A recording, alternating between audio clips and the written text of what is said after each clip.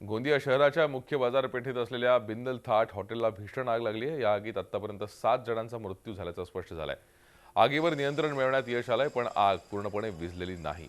आग लागली त्यावेळी हॉटेलमध्ये 10 ते 15 जण होते अशी माहिती हॉटेलच्या मालकांनी दिली आहे। त्यामुळे मृतांचा आकडा आणखी वाढण्याची शक्यता आहे।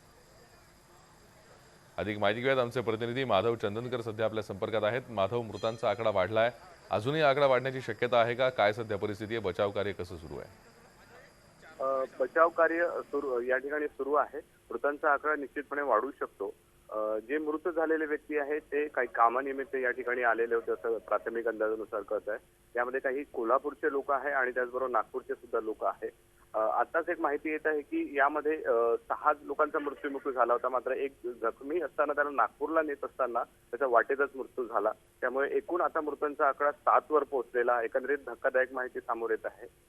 तर त्याचबरोबर थोड्याच वेळात या ठिकाणी पालकमंत्री राजकुमार बडोले सुद्धा या ठिकाणी पोहोचत आहे। त्यांनी या घटनेचे चौकशीचे आदेश दिले असले तरी एकंदरीतच आतापर्यंत झालेली ही शहरातली सर्वात मोठी आणि भीषण घटना म्हणावी लागेल। भूषण, नक्कीच भीषण घटना आहे। बचाव कार्य सुरू आहे।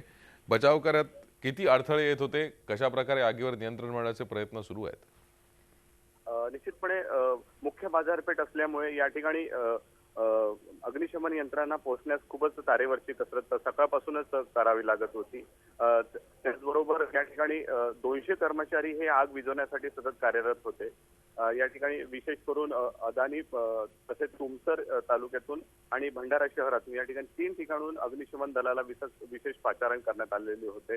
मात्र आता या ठिकाणी एवढं झाल्यानंतरही या शहरातील हॉटेल्सवर अनधिकृतपणे कशा पद्धतीने बांधकाम झालेले होते आणि त्या ठिकाणी अग्निशमनचे परस्पर उपाय योजले गेले होते का, याचा सुद्धा प्रशासन बोध घेत आहे आणि त्या दृष्टिकोनातून कारवाई निश्चितपणे केली जाणार आहे।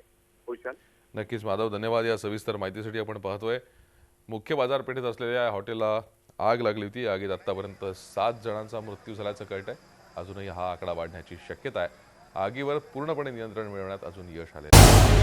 झी 24 तास रहा एक पाऊल पुढे।